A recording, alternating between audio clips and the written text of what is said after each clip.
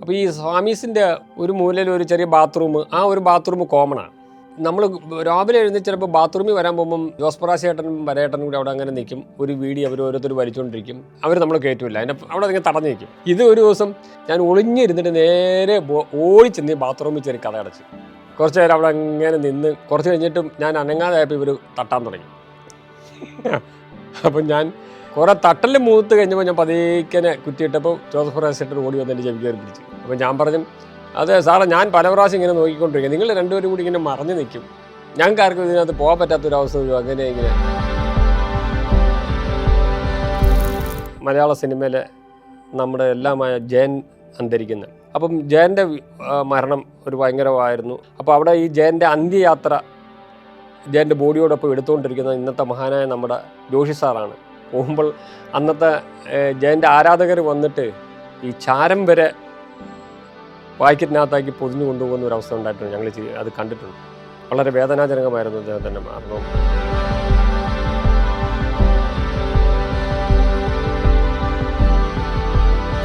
വിജയുടെ ഇങ്ങനെ കുറേ സിനിമകൾ അപ് ടു മധുര വരെ 22 സിനിമകൾ നമ്മൾ ഇന്ന് കേരളത്തിലേക്ക് വിതരണം ചെയ്തു. കാര്യം അതുപരമായിട്ട് ബന്ധങ്ങളായിരുന്നു എനിക്ക് വലുത്. അവിടെ സിനിമ വിജയുടെ കാൾ ഷീറ്റ് ആർക്കെങ്കിലും അന്ന് വിജയ്ക്ക് അത്ര മാർക്കറ്റുള്ള കാലഘട്ടത്തില്ല. പക്ഷേ അദ്ദേഹം ഈ ചന്ദ്രശേഖർ സാറെന്ന് പറഞ്ഞാൽ വിജയകാന്തിനെ രജനീകാന്തിനെയൊക്കെ വെച്ച് സിനിമകളെടുത്ത് ഹിറ്റ് സിനിമകളെടുത്ത ഒരു സംവിധായകനാണ്. ചന്ദ്രശേഖരൻ സാറിൻ്റെ പ്രയത്നഫലമായിട്ടാണ് അദ്ദേഹം ആർട്ടിസ്റ്റായിട്ട് അങ്ങനെ വന്നത്. അങ്ങനെ സിനിമ ഹിറ്റായെങ്കിലും അത് പാർട്ണർഷിപ്പിൽ കണക്കുകളും കാര്യങ്ങളും കിട്ടാതെ ഞാൻ ആകപ്പാടെ വിഷമിച്ച് അദ്ദേഹം എൻ്റെ ആ ഫ്രണ്ട് എന്നെ വഞ്ചിച്ചു. അതെനിക്ക് വളരെ വേദനയുണ്ടായി. കാരണം എനിക്ക് ഭയങ്കര വേദനയുണ്ടായി. എനിക്കൊന്നുമില്ല, ഞാൻ വീണ്ടും മദ്രാസിലേക്ക് പോയി.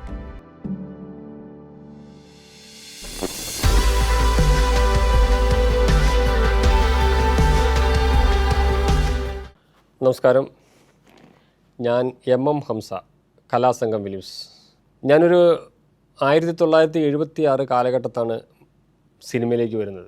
സിനിമയിലേക്ക് വരാനുള്ള കാരണം എന്ന് പറഞ്ഞാൽ ഞാൻ ഒരു യഥാസ്ഥിതിക മുസ്ലിം കുടുംബത്തിൽ ജനിച്ച ഒരാളാണ്. അപ്പോൾ സിനിമ അന്ന് കുടുംബമായിട്ട് ഞങ്ങൾ തിയേറ്ററിൽ പോയി അങ്ങനെ കാണാറില്ല. എന്നിരുന്നാലും പഠിക്കുന്ന കാലഘട്ടത്തിൽ ഞാൻ ഇടയ്ക്ക് എൻ്റെ ഫ്രണ്ട്സുകളൊക്കെ ആയിട്ട് അങ്ങനെ സിനിമയ്ക്ക് അങ്ങനെ പോകാറുണ്ട്. ചെറുപ്രായത്തിൽ 76 എന്ന് പറയുമ്പോൾ എനിക്ക് ഏകദേശം ഒരു 16-17 വയസ്സിൻ്റെ അടുത്തേ ഉള്ളൂ. സിനിമ ഒരു പാഷനായി എൻ്റെ മനസ്സിൽ വളർന്നു. അതിനുശേഷം എൻ്റെ വീടിനടുത്തുള്ള ഒരു സിനിമ തിയേറ്റർ അവിടെ വന്നു. എൻ്റെ ഫാദറും ആ തിയേറ്ററിൻ്റെ ഓണറും തമ്മിൽ ഭയങ്കര ബന്ധമുണ്ട്.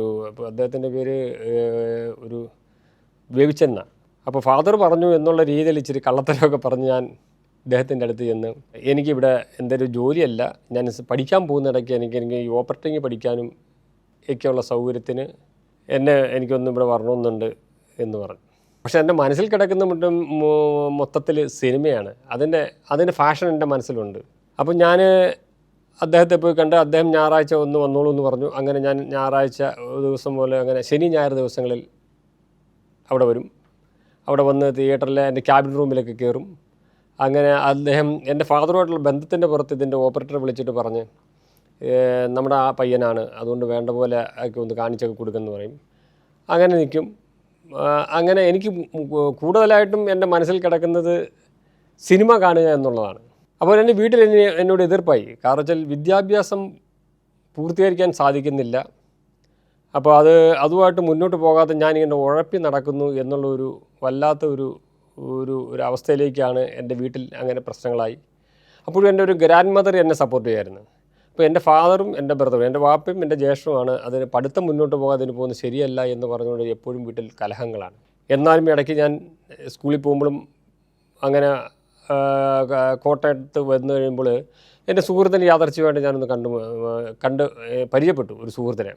അദ്ദേഹത്തിൻ്റെ പേര് C. ബേബി എന്നാണ്. അപ്പോൾ അദ്ദേഹമായിട്ട് ഇങ്ങനെ യാദർച്ഛ്യമായിട്ട് കണ്ട് മനസ്സിലാക്കി കഴിഞ്ഞപ്പോൾ അദ്ദേഹം പറഞ്ഞു, ഞാനിവിടെ ഒരു film production and distribution company തുടങ്ങാനുള്ള പരിപാടിയുണ്ട് ഞങ്ങൾ. അത് വൈഗ ലോഡ്ജ് എന്ന് പറഞ്ഞ കോട്ടയത്താണ്. അപ്പോൾ അവിടെ വരുവാണെങ്കിൽ നമുക്ക് അവിടെ ഒന്ന് ഇരിക്കാം, നമുക്ക് സംസാരിക്കാമെന്ന് പറഞ്ഞു.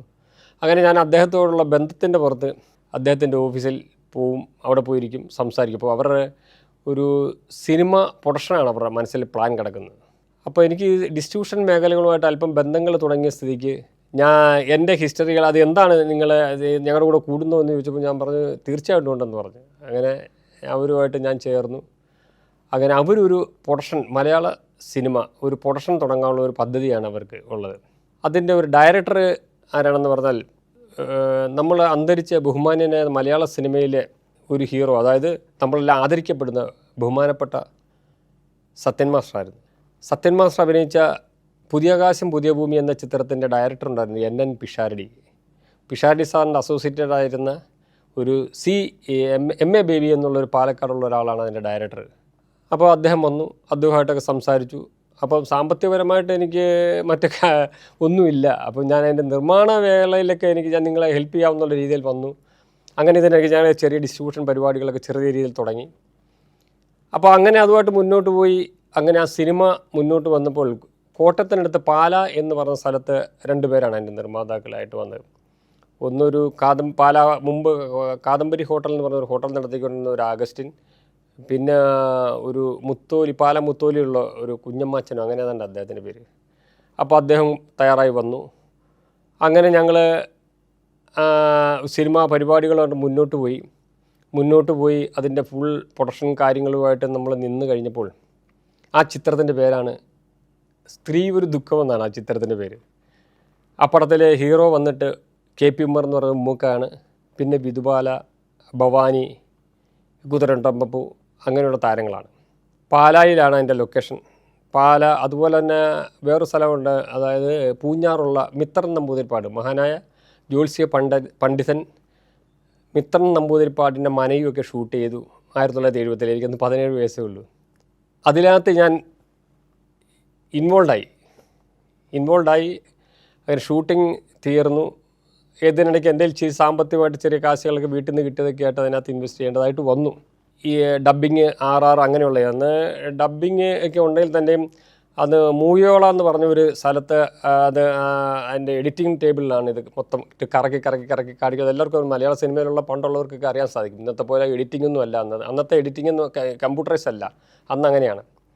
അങ്ങനെ ഞാൻ ഇടയ്ക്ക് ഒരു പ്രാവശ്യം മദ്രാസിലൊക്കെ പോയി തിരിച്ചു വന്നു. അപ്പോൾ അത് സാമ്പത്തിക ബുദ്ധിമുട്ട് വീണ്ടും അതിനുണ്ടായി. അത് ഇറങ്ങാതെ റിലീസ് ചെയ്യാതെ അതിൻ്റെ മറ്റ് വർക്കുകൾ മുന്നോട്ട് പോകാതെ വളരെ വിഷമിച്ചിരിക്കുന്ന സമയത്ത് അതിന് സിനിമ കണ്ട് ഡബിൾ പോസിറ്റീവ് എല്ലാം കണ്ട് 1-2 പേര് വന്നു. അങ്ങനെ അവർ ഡിസ്ട്രിബ്യൂഷൻ ചെയ്യാമെന്നുള്ള ധാരണയിൽ വന്നു.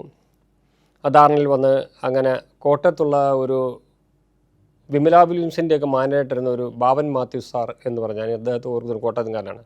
അദ്ദേഹമുണ്ട്. പിന്നെ എറണാകുളത്തുള്ള ഒരു LGR ഫിലിംസ് അപ്പുച്ചേട്ടൻ എന്നാണ് വിളിക്കുന്നത്. അദ്ദേഹം മരണപ്പെട്ടു. അദ്ദേഹം പഴയ സിനിമക്കാരനാണ്.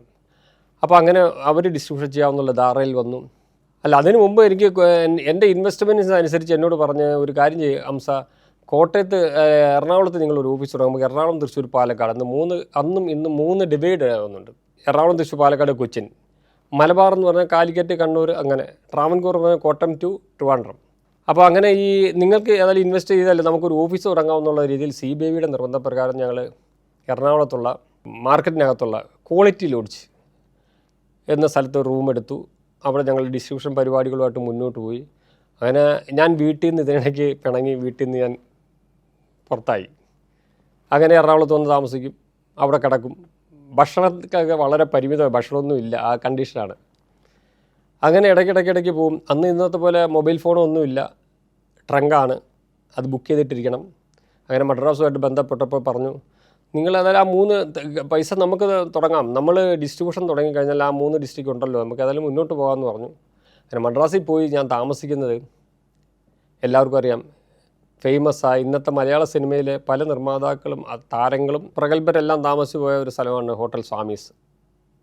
അവിടെ ഞാനും എത്തിപ്പെട്ടു. അങ്ങനെ സ്വാമീസ് ഹോട്ടലിലെ ഒരു അന്തേവാസിയായി ഞാനും വന്നു. അന്ന് മേനക സുരേഷ് കുമാർ, മോഹൻലാൽ, പ്രിയദർശൻ ഇങ്ങനെയുള്ള ആൾക്കാർ അവിടെ വന്നു പോകും. ഇവരെല്ലാം ഞാൻ അകലെ നിന്ന് നോക്കും. അവരെല്ലാം ഉണ്ട്. അവരുമായിട്ട് കുശലങ്ങൾ പറയാറുണ്ട്, സുരേഷ് കുമാറുമായിട്ട് പ്രത്യേകിച്ച്. ഒരു സൈഡിൽ ജോസ് പ്രകാശ് ചേട്ടനുണ്ട്, പറവൂർ ഭരതൻ ചേട്ടനുണ്ട്, അതുപോലെ തന്നെ CI പോള്, മലയാള സിനിമയിൽ ക്യാപ്റ്റൻ രാജു ചേട്ടൻ, അങ്ങനെ കുറേ ആൾക്കാർ. ക്യാപ്റ്റൻ രാജു ചേട്ടനൊക്കെ പിന്നീടാണ് വന്നത്. അങ്ങനെ ഇവരെല്ലാം അവിടെ വരുമായിരുന്നു. അങ്ങനെ അവരൊക്കെ ആയിട്ട് സംസാരിക്കും. ഇതിനിടയ്ക്ക് അന്തരിച്ച നമ്മുടെ പ്രിയങ്കരനായ സത്യൻ സാറ് അവിടെയായിരുന്നു സ്ഥിരം. അദ്ദേഹത്തിൻ്റെയൊക്കെ മരണശേഷമാണ് ഞാനവിടെ ചെല്ലുന്നത്.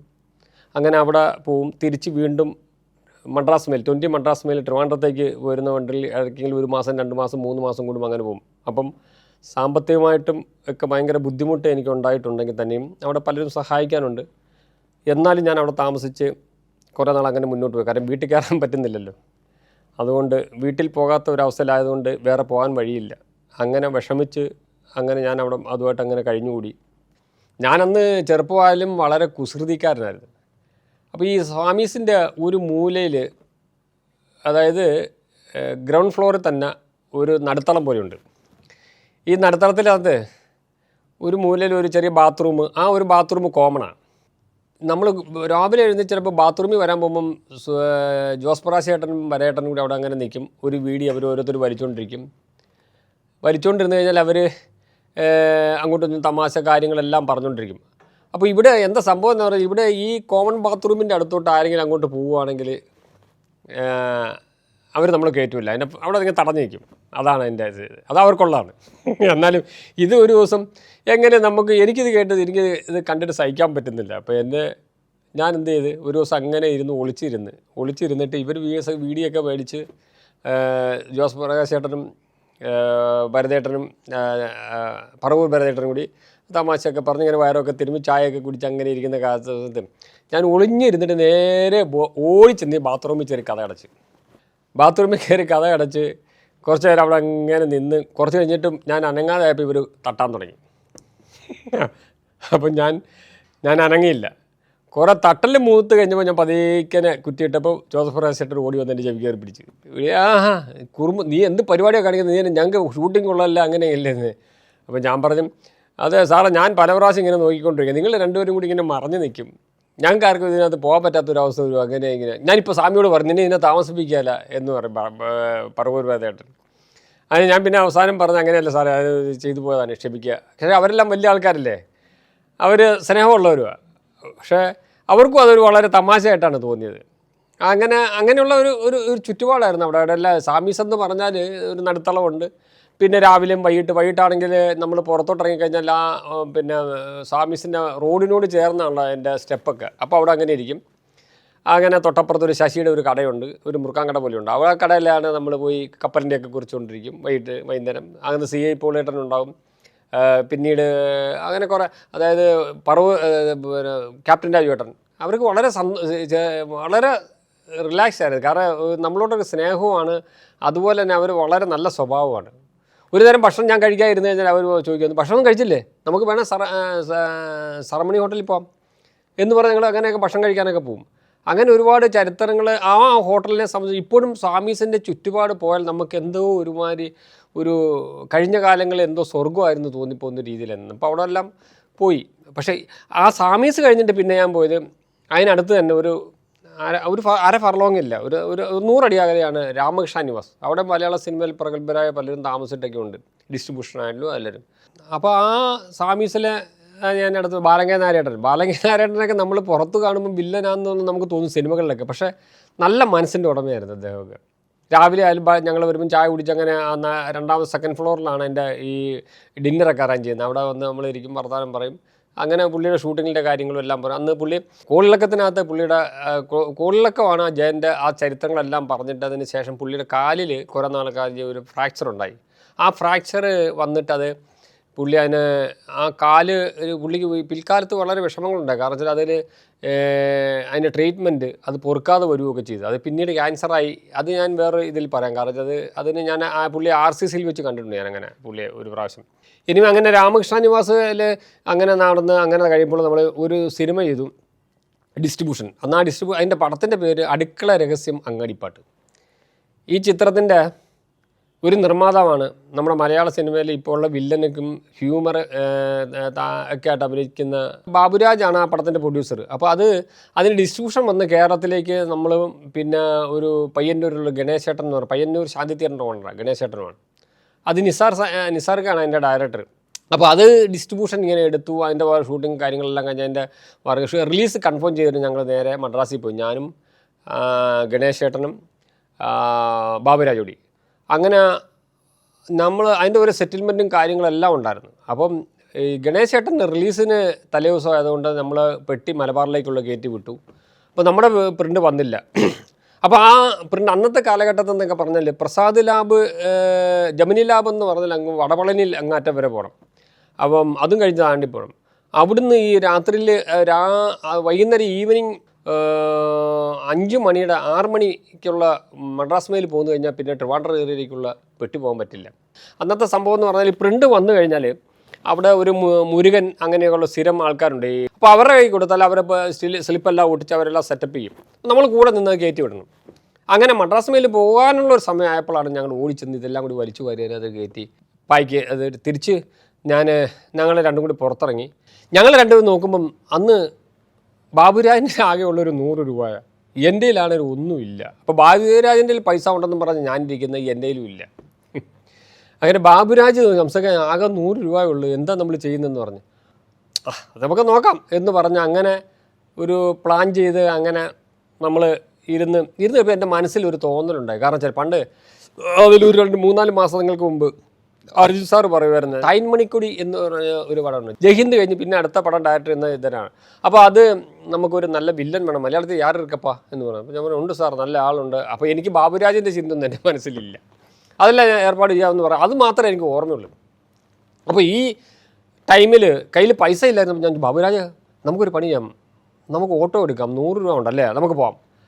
എവിടെയാണെന്ന് എൻ്റെ കൂടെ നിങ്ങൾ വന്നാൽ മതി എന്ന് പറഞ്ഞു. എന്തോ അന്ന് എൻ്റെ മനസ്സിൽ അങ്ങനെ തോന്നി.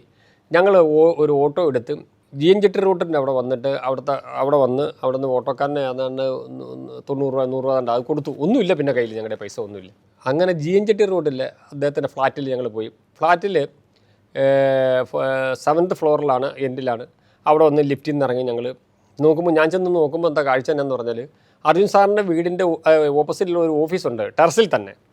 ഈ ഓഫീസിൻ്റെ അവിടെ ഇങ്ങനെ ഒരു 19 പേരുണ്ട് ഇങ്ങനെ ക്യൂ നിൽക്കുക. എല്ലാം നല്ല മസിൽ പിടിച്ച് നല്ല ജിമ്മായിട്ടിരിക്കുന്ന ആൾക്കാരും ഒക്കെ ആയിട്ടാണ് നിൽക്കുന്നത്. അപ്പം ഞാൻ ചോദിച്ചു, അദ്ദേഹത്തിൻ്റെ മാനേജരോട് ചോദിച്ച്, ഗോപി രാമകൃഷ്ണൻ ഇവർ രണ്ടുപേരും ചോദിച്ചു, എന്താ സംസ സാർ ഇങ്ങനെ വന്ന് വില്ലനെ അത് വന്ന് ഇൻ്റർവ്യൂ പണിയിട്ടിരിക്കുന്നു പറഞ്ഞു. ഓ അങ്ങനെയാണെന്ന് ചോദിച്ചു. ഞാനൊരു വില്ലനെ കൊണ്ടുവന്നിട്ടുണ്ടെന്ന് പറഞ്ഞു. സാർ ഇരിക്കാ അങ്ങനെയുണ്ട്, ഓ സാർ ഉള്ളേ ഇരിക്കുന്നു പറഞ്ഞു. ഞാൻ ഉടനെ ഓടി റൂമിനകത്ത് കയറി, സാറേ മലയാളത്തിലെ വലിയ ഒരു സിനിമ, അത് നല്ല നിറയെ സിനിമയുണ്ട്, വില്ലൻ ഗംഭീരമായിരിക്കും സാർ, നല്ലതായിരിക്കും. അപ്പടിയാ നീ കൊണ്ടുവന്നു പറഞ്ഞു.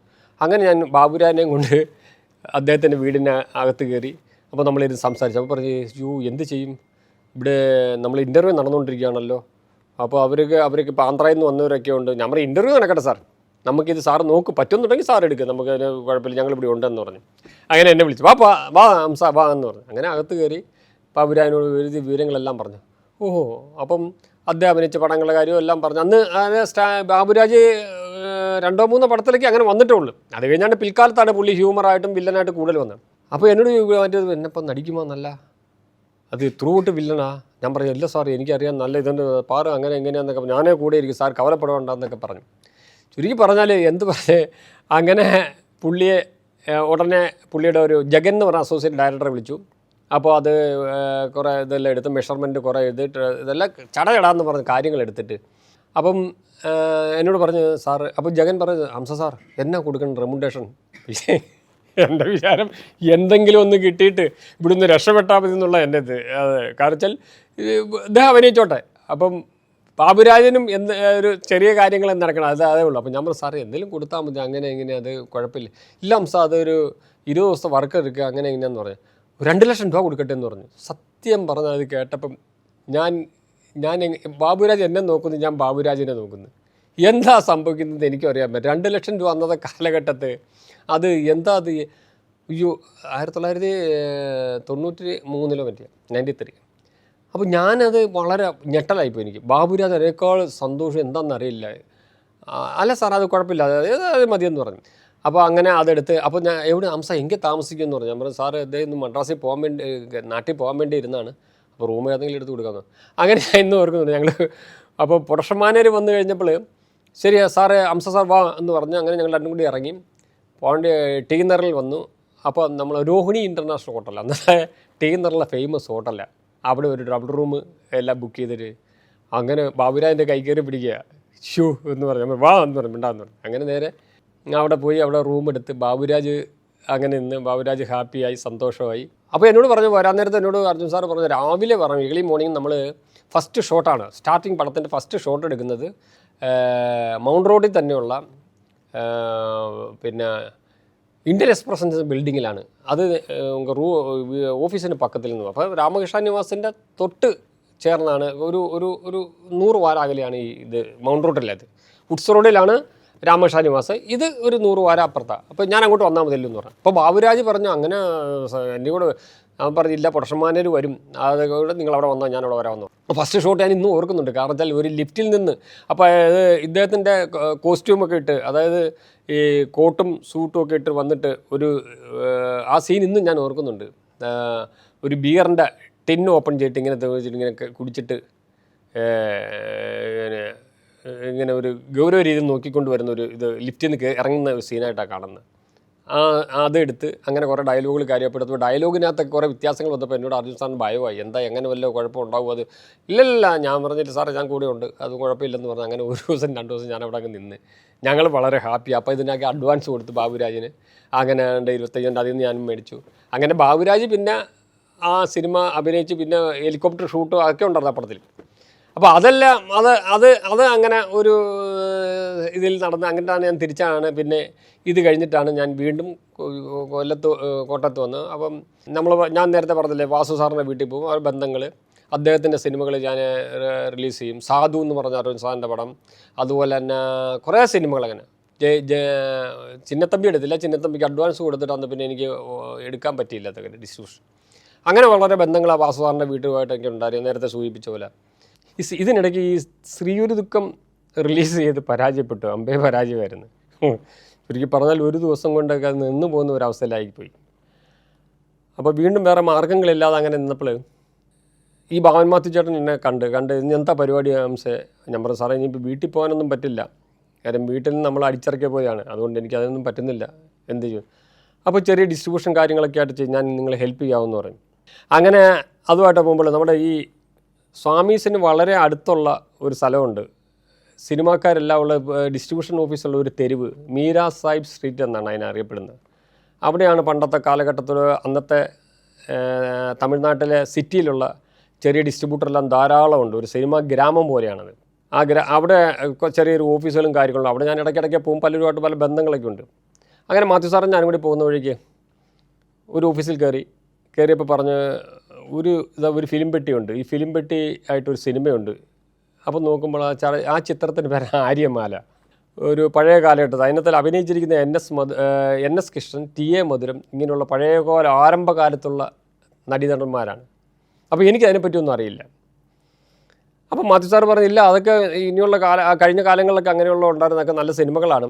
എന്തായാലും ഒരു ഫിലിം പെട്ടിയോടുകൂടി 500 രൂപയോളം, അന്ന് 500 രൂപയ്ക്കാണ് അത് എടുത്ത്.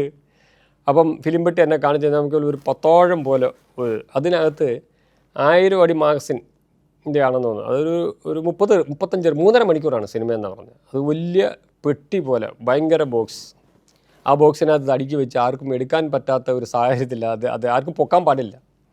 അവിടുത്തെ ഓഫീസിലെ സ്റ്റാഫ് കൊണ്ടുവന്ന് അത് കട്ടവണ്ടിക്കകത്ത് വെച്ച് മദ്രാസ് സെൻട്രൽ സ്റ്റേഷനിൽ പോയി തിരുവനന്തപുരത്തേക്ക് അത് മാത്യു സാർ പറഞ്ഞതനുസരിച്ച് ബുക്ക് ചെയ്ത് 6 തന്ന്.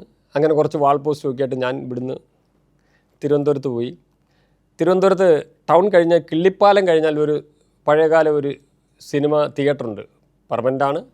അന്നത്തെ കാലത്തുള്ള തമിഴ് പടങ്ങളും പഴയ MGR ചിത്രങ്ങളുമൊക്കെ റിലീസ് ചെയ്ത് ഒരു റിലീസ് ചെയ്യുന്ന പിന്നെ ഒരു തിയേറ്ററാണ് അവിടെ, ശിവ തിയേറ്റർ.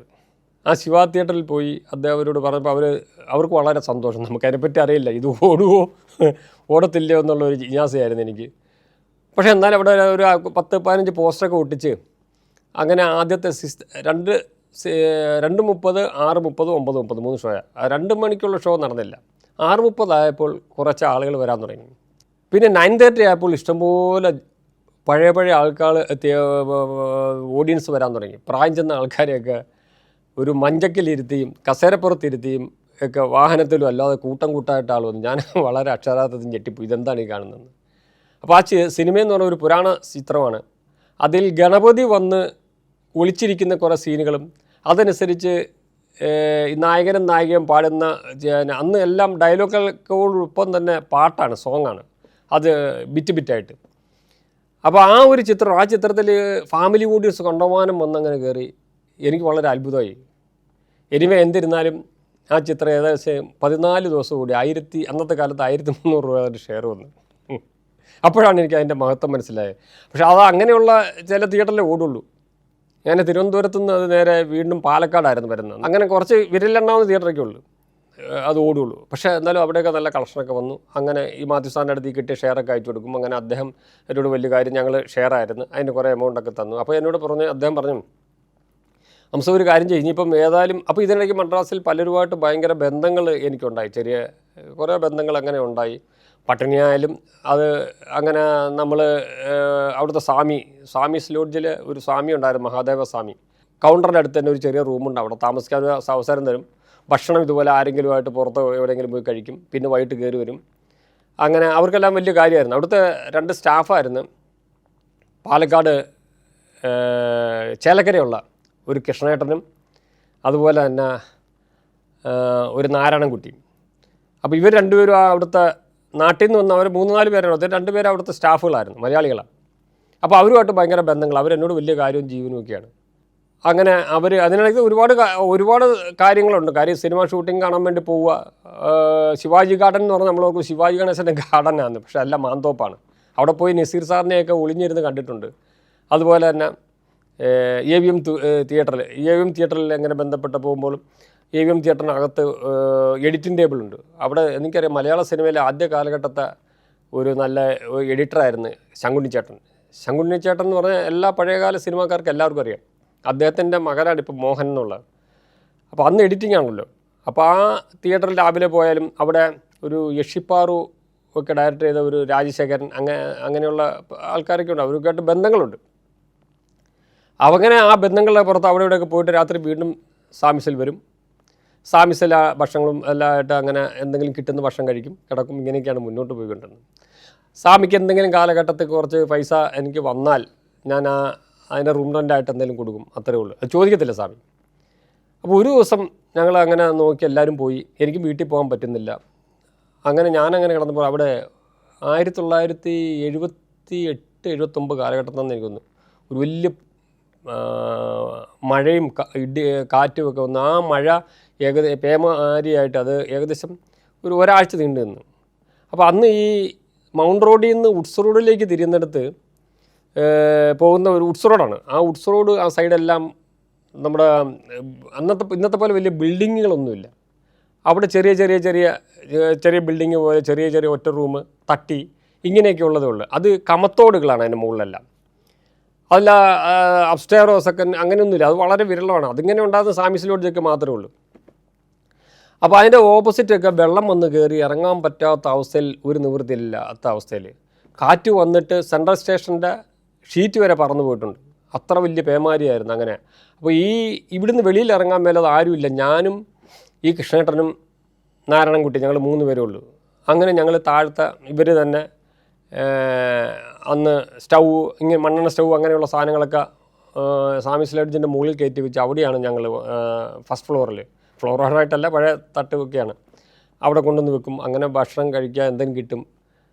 അങ്ങനെ എനിക്ക് ഞാൻ കരഞ്ഞു പോയി. കാരണം വെച്ചാൽ ഒരാഴ്ച എന്നിട്ടും വെള്ളം ഇറങ്ങി പോകുന്നില്ല. അപ്പോൾ പുറത്തോട്ട് ഇറങ്ങാൻ പാടില്ല. പുറത്തോട്ട് ഇറങ്ങി പോയി കഴിഞ്ഞാൽ അവിടെ 100-150-200 പേര് മരിക്കുക വരെ ചെയ്തു. കാരണം വെച്ചാൽ ഈ ഒരു ആൾനുഴി പോലെയുണ്ട്. അപ്പോൾ അവിടെ ഇങ്ങനെ വെള്ളം ഇറങ്ങിയിട്ട് ആ വെള്ളം പോകുന്നത് സമുദ്രത്തിലേക്കാണെന്നാണ് പറയപ്പെടുന്നത്, ഭൂമിക്കടിയിലെല്ലാം. ഇലക്ട്രിസിറ്റി വരെ അങ്ങനെയാണ്. അപ്പോൾ അവിടെ ചിലപ്പോൾ കറണ്ടടിച്ച ആളുകൾ പോകാറുണ്ട്, മരിച്ചിട്ടുണ്ട് അങ്ങനെ ആ കാലഘട്ടത്തിലൊക്കെ. പിന്നെ ചില ആൾക്കാർ ഈ ആൾനുഴിയിലേക്ക് ഇറങ്ങിപ്പോയി ബോഡി പോലും കെട്ടാത്ത അവസ്ഥയിൽ പോയിട്ടുണ്ട്. അപ്പോൾ അങ്ങനെയൊക്കെയുള്ളൊരു കാലഘട്ടത്താണ് നമ്മൾ ജീവിച്ചത്. അങ്ങനെ മദ്രാസിലെ ജീവിതം വളരെ ദുരിതപൂർണ്ണമായെങ്കിലും അതിനുശേഷം ഇങ്ങനെ വന്നു. ഏകദേശം കുറച്ച് നാൾ അങ്ങനെ പോയി. പിന്നെ അപ്പോൾ മാത്യു സാറ് എന്നോട് പറഞ്ഞു, ഒരു കാര്യം ചെയ്യാം, നിങ്ങൾ കൊല്ലത്തേക്ക് പോവുക, കൊല്ലത്ത് നമുക്കൊരു ഡിസ്ട്രിബ്യൂഷനൊക്കെ ആയിട്ട് തുടങ്ങും, അതൊരു നല്ല കാര്യമാണ് എന്ന് പറഞ്ഞു. അപ്പോൾ അദ്ദേഹത്തിന് അന്ന് പ്രേം നസീർ സാറിൻ്റെ റീഇഷ്യൂ പടങ്ങൾ അജയനും വിജയനും അങ്ങനെ കുറേ പടങ്ങളൊക്കെ ഉണ്ട്. അങ്ങനെ ഞാൻ വീണ്ടും കൊല്ലത്ത് വന്നു. അപ്പോൾ എൻ്റെ ഒരു ഫ്രണ്ട് കൊല്ലത്തുണ്ടായിരുന്നു, അദ്ദേഹത്തിൻ്റെ ഒരു വില്യം. അദ്ദേഹം ഈ ടാജ് പിക്ചേഴ്സ് എന്ന് പറഞ്ഞ ഒരു ഹിന്ദി ഈ പടങ്ങൾ ചെയ്യുന്ന ഒരു കമ്പനിയിലെ കൊല്ലം മാനേജറാണ്. ഹം കിസി സെ കം നഹി, യാദോങ്കി ഭാരത്, അങ്ങനെയുള്ള സിനിമകളാണ്. അന്നത്തെ കാലത്തെ ബമ്പർ ഹിറ്റുകളാണ് അതെല്ലാം.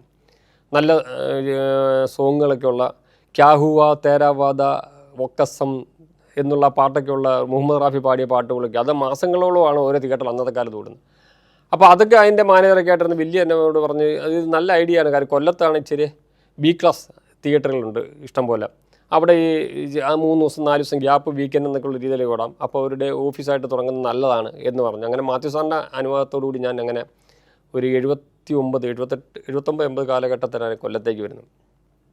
അങ്ങനെ കൊല്ലത്ത് ചില ബിസിനസ് ഇങ്ങനെ ചില ഡേറ്റുകളും കാര്യങ്ങളും എടുത്തു അങ്ങനെ പോകും. അടുത്ത തിയേറ്ററിൽ ധാരാളമുണ്ട്.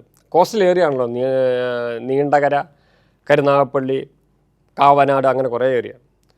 അങ്ങനെ അവിടെ തന്നെ ഒരു ചിന്നക്കടയിൽ ലതാൽ ലോഡ്ജ് എന്ന് പറഞ്ഞ ലോഡ്ജുണ്ട്. ആ ലോഡ്ജിലാണ് ഞങ്ങൾ, 3rd ഫ്ലോറിലാണ് ഞങ്ങൾ. പഴയ ഒരു ലോഡ്ജ്. അവിടെ വേറെ ആരും മാസവാടകമൊന്നുമില്ല. ഇങ്ങനെയുള്ള സിനിമാക്കാർ അങ്ങനെയുള്ള കുറേ ആൾക്കാർക്ക് ഉള്ള ഓഫീസ് പോലെയുള്ളതാണ്. അവിടെ നിന്നും അവിടെ വെച്ച് അങ്ങനെ കുറേ നാൾ കഴിഞ്ഞപ്പോഴാണ് അവിടെ വെച്ചാണ് നമ്മുടെ മലയാള സിനിമയിലെ നമ്മുടെ എല്ലാമായ ജയൻ അന്തരിക്കുന്നത്. മദ്രാസിൽ വെച്ചാണ്, ഷോലാപുരത്ത് വെച്ചാണ്. അതിൻ്റെ കാര്യങ്ങളൊക്കെ നിങ്ങൾ അറിഞ്ഞിരിക്കും. ജയൻ്റെ വീട് കൊല്ലത്താണ്, അതെനിക്കറിയാം. അവിടെ ജയൻ്റെ വീട്, ജയൻ്റെ മദർ, ജയൻ്റെ ബ്രദർ കൃഷ്ണൻ നായരൊക്കെ പിൽക്കാലത്ത് അദ്ദേഹത്തിന് പുള്ളി അഭിനയിച്ചൊരു പടം എനിക്ക് കൊല്ലം തിരുവനന്തപുരം ഡിസ്ട്രിബ്യൂഷൻ ചെയ്യാനുള്ള ഒരു അവസരം കിട്ടിയിട്ടുണ്ട്, സൂര്യൻ എന്ന് പറഞ്ഞുള്ളത്. അപ്പം ജയൻ്റെ മരണം ഒരു ഭയങ്കരമായിരുന്നു. അന്ന് മദ്രാസിൽ നിന്ന് വരുന്നവർ ചിലർക്ക് റൂം എടുത്ത് കൊടുക്കുക, അവിടുത്തെ സൗകര്യങ്ങളൊക്കെ എടുത്ത് കൊടുക്കുക, അങ്ങനെയൊക്കെ ഉള്ളായിരുന്നു. അപ്പോൾ അവിടെ ഈ ജയൻ്റെ അന്ത്യയാത്ര, ജയൻ്റെ ബോഡിയോടൊപ്പം എടുത്തുകൊണ്ടിരിക്കുന്നത് ഇന്നത്തെ മഹാനായ നമ്മുടെ ജോഷി സാറാണ്. മൂർഖൻ എന്ന് പറഞ്ഞൊരു ചിത്രത്തിലാണ് അതിൻ്റെ അന്ത്യയാത്ര വരുന്നത്. ആ ചിത്രം ബമ്പർ ഹിറ്റായിപ്പോയി. പക്ഷേ ഹിറ്റാണ്. പക്ഷെ ആ ചിത്രത്തിന് മുമ്പ് തന്നെ ജയൻ അവിടെ മരിച്ച് കഴിഞ്ഞിട്ട് ആ ബോഡി കൊണ്ടുപോകാനും അതിൻ്റെ അടക്കവും കാര്യങ്ങളും അതിൻ്റെ ദഹിപ്പിച്ച് പിറ്റേ ദിവസം രാവിലെ ഞങ്ങളെല്ലാം അവിടെ പോയതാണ്. പോകുമ്പോൾ അന്നത്തെ ജയൻ്റെ ആരാധകർ വന്നിട്ട് ഈ ചാരം വരെ പാക്കറ്റിനകത്താക്കി പൊതിഞ്ഞു കൊണ്ടുപോകുന്ന ഒരു അവസ്ഥ ഉണ്ടായിട്ടുണ്ട്. ഞങ്ങൾ അത് കണ്ടിട്ടുണ്ട്. വളരെ വേദനാജനകമായിരുന്നു അദ്ദേഹത്തിൻ്റെ മരണവും അദ്ദേഹത്തിൻ്റെ അന്ത്യയാത്രയെല്ലാം.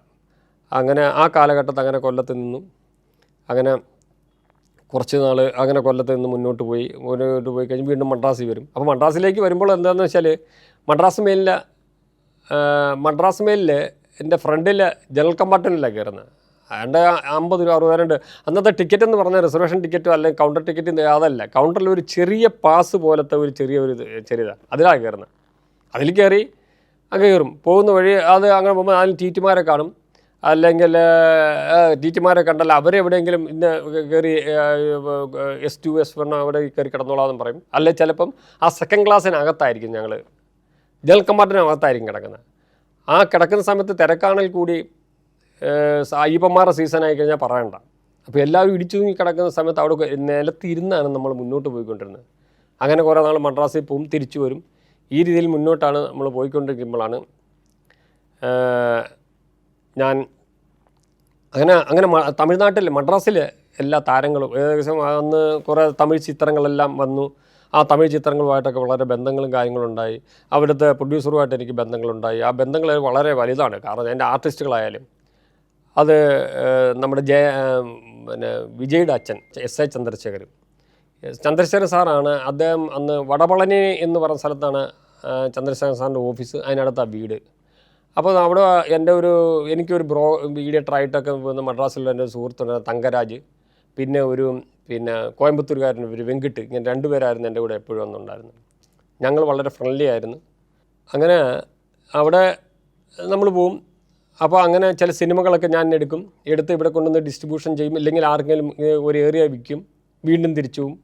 അങ്ങനെ കുറേ സിനിമകൾ അങ്ങനെ എടുത്ത് കഴിഞ്ഞപ്പോൾ കൊല്ലത്തുള്ള എൻ്റെ ഒരു സുഹൃത്ത് എന്നോട് പറഞ്ഞു, ഇപ്പോൾ ഞാനൊരു കാര്യം, ഞാനും കൂടി ഇൻവെസ്റ്റ് ചെയ്യാം. എനിക്ക് ഗവൺമെൻറ് ജോലിയൊക്കെ ഉള്ളതാണ്, അതുകൊണ്ട് എനിക്ക് അതിനകത്ത് ഇറങ്ങാൻ പറ്റില്ല. അപ്പോൾ താങ്കളോട് നമുക്ക് ഒരുമിച്ച് കിടക്കാം, നമ്മൾ ഒരുമിച്ച് പോകാമെന്ന് പറഞ്ഞു. അങ്ങനെ ഞങ്ങൾ ബൃഹത്തായ രീതിയിൽ ഒരു സിനിമ ഒരു ഡിസ്ട്രിബ്യൂഷനൊക്കെ തുടങ്ങി കൊല്ലത്ത് വീണ്ടും.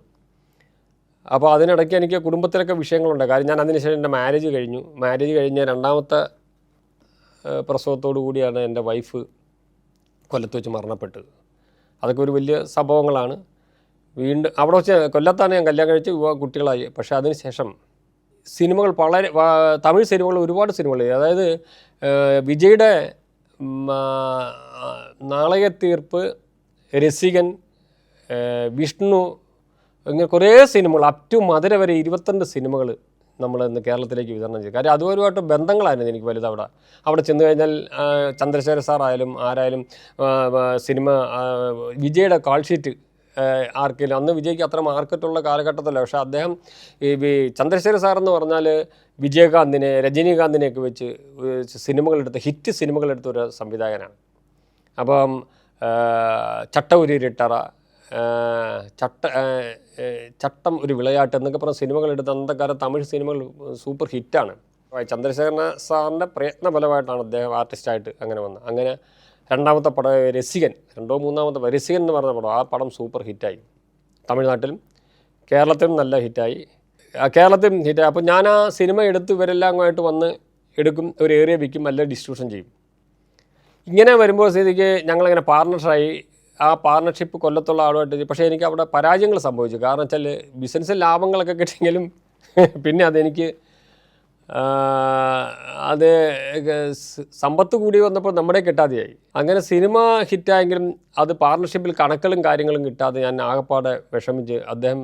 എൻ്റെ ആ ഫ്രണ്ട് എന്നെ വഞ്ചിച്ചു. അതെനിക്ക് വളരെ വേദനയുണ്ടായി. കാരണം ഭയങ്കര വേദനയുണ്ടായി. എനിക്കൊന്നുമില്ല. ഞാൻ വീണ്ടും മദ്രാസിലേക്ക് പോയി. അങ്ങനെ മദ്രാസിൽ വീണ്ടും ചെന്നു. അവിടുന്ന് അപ്പോൾ വിജയുടെ ഒരു കോൾ ഷീറ്റ് വെച്ച് ഒരു പടം, ഒരു സമിതി ചാനൽ കമ്മ്യൂണിക്കേഷൻ മാണിക്യൻ നാരായണൻ എന്ന് പറഞ്ഞ സാറിന് ആയിട്ട് വലിയ ബന്ധങ്ങളുണ്ട്. അപ്പോൾ അദ്ദേഹത്തിന് കൊണ്ട് കൊടുത്തു. അപ്പോൾ അതിന് മുമ്പൊരു കാര്യമുള്ളതെന്ന് പറഞ്ഞാൽ തമിഴ് സിനിമയിൽ നിരവധി ചിത്രങ്ങളൊക്കെ സംവിധാനം ചെയ്ത പി വാസു, മലയാളത്തിൽ രജനീകാന്ത് ചിത്രം ചെയ്ത പ്രഭു, സത്യരാജിനെ വെച്ച് സൂപ്പർ ഹിറ്റ് ചിന്നത്തമ്പി പോലുള്ള സിനിമകളെടുത്ത് രജനീകാന്തിൻ്റെ ചന്ദ്രമുഖി ഒക്കെ എടുത്ത് വാസു സാറിൻ്റെ കുടുംബമായിട്ട് എനിക്ക് ഭയങ്കര ബന്ധമാണ്. അപ്പം അവിടെ അങ്ങനെ പോകുമ്പോൾ വാസു സാറിൻ്റെ ബ്രദറുണ്ട് വിദ്യാസാഗർ എന്ന് പറയും. അപ്പോൾ ഞാൻ അവരുടെ വീട്ടിൽ പോലും അത് ഈ വാസു സാറിൻ്റെ അച്ഛൻ എന്ന് പറഞ്ഞാൽ മലയാള സിനിമയിലെ എം ജി ആറിൻ്റെ മേക്കപ്പ്മാനായിരുന്നു അദ്ദേഹം. പീതാംബരം എന്നാണ് അദ്ദേഹത്തിൻ്റെ പേര്. അപ്പോൾ അദ്ദേഹത്തിന് വീട്ടിൽ പോകും. അങ്ങനെ രാവിലെ ഭക്ഷണം ഉച്ചയ്ക്കായാലും ഞാൻ ഉച്ചയ്ക്ക് വരുന്ന വഴി അവിടെ കയറുമ്പോൾ ഭക്ഷണം കഴിക്കാനായിട്ട് എനിക്ക് വേണ്ടി വെയിറ്റ് ചെയ്യും പുള്ളി, പീതാംബരൻ സാറ്. അങ്ങനെ ആ കുടുംബമായിട്ടൊക്കെ എനിക്ക് ബന്ധങ്ങൾ ധാരാളം ഉണ്ടായിരുന്നു. അങ്ങനെ വാസാർ ഡയറക്റ്റ് ചെയ്ത സൂര്യൻ എന്ന് പറഞ്ഞൊരു പടം, അത് ശരത് കുമാറാണ്. സൂര്യൻ എന്ന് പറഞ്ഞ പടത്തിൻ്റെ ഡിസ്ട്രിബ്യൂഷൻ എടുത്തു. അദ്ദേഹത്തിൻ്റെ അതിനുശേഷം വന്ന കുറേ സിനിമകൾ എനിക്ക് എന്നെ ഹെൽപ്പ് ചെയ്തിട്ടുണ്ട്. കാര്യം കേരളത്തിലേക്ക് ഡിസ്ട്രിബ്യൂഷൻ ചെന്ന് എമൗണ്ട് മേടിച്ച് കൊടുത്തിട്ട് അങ്ങനെ അതിൽ നിന്നുള്ള ലാഭമൊക്കെ എനിക്ക് അങ്ങനെ എന്നെ ഒരുപാട് ഹെൽപ്പ് ചെയ്ത ആളാണ്. അങ്ങനെ വാസുസാറുമായിട്ട് പിൽക്കാലത്ത് എൻ്റെ പറക്കുംതളിയിൽ വാസു സാറിനെ ഞാനൊരു പ്രധാന ക്യാരക്ടർ, അതായത് ഒരു മദ്രാസിൽ നിങ്ങൾ കണ്ടുപോകണം ചിത്രം, മദ്രാസിലെ ഒരു പോണ്ടിച്ചേരി മിനിസ്റ്ററായിട്ട് എടുക്കേണ്ട ഒരു പിൽക്കാലത്ത് വന്നിരുന്നു. എനിവേ എന്നിരുന്നാലും ഈ സിനിമ ഇതുമായിട്ട് ഞാൻ അങ്ങനെ പോയി. അവിടെ കൊണ്ട് എന്നെ പരാജയങ്ങൾ സംഭവിച്ചിട്ട് വീണ്ടും ഞാൻ മദ്രാസിൽ ചെന്ന് മാൻവിക മാനവൻ, അതാണ് സംവിധാനം മാണിക്യൻ നാരായണൻ. ആ കാലഘട്ടത്ത് മദ്രാസ് സിറ്റിയിൽ ഒരു ചാനലും ഒക്കെ ഉള്ളൊരു പ്രഗത്ഭ ഒരു ബിസിനസ്സും കാൻഡിഡേറ്റ്, ഒരു ബിസിനസ്സാണ് അയാളുടെ മെയിൻ. തമിഴും ഒരുപാട് ബിസിനസ്സുണ്ട്, പ്രൊഡ്യൂസർ അങ്ങനെയൊക്കെയുണ്ട്. അപ്പോൾ അയാളുമായിട്ട് വലിയ കമ്പനിയായി. അർജുൻ, നമ്മുടെ മലയാളത്തിൽ അർജുൻ സാറിൻ്റെ പല പടങ്ങൾ, അങ്ങനെ നല്ല ബന്ധം. അങ്ങനെ അർജുൻ സാറിന് ഞങ്ങൾ ലൊക്കേഷൻ കാണാൻ വേണ്ടി ജെന്റിൽമാൻ അല്ല ജയ് ഹിന്ദ് എന്നൊരു സിനിമ അദ്ദേഹം ഡയറക്ടർ നിന്നാണ്. ആ സിനിമയ്ക്ക് ലൊക്കേഷൻ കാണാൻ വേണ്ടി എറണാകുളത്ത് വരുന്നു. അങ്ങനെ എറണാകുളത്ത് വന്ന് ഞങ്ങൾ അങ്ങനെ ആതിരപ്പള്ളി, ചാലക്കുടി ആതിരപ്പള്ളി അങ്ങനെയുള്ള ഏരിയയിൽ ലൊക്കേഷൻ കാണാനൊക്കെ പോയി.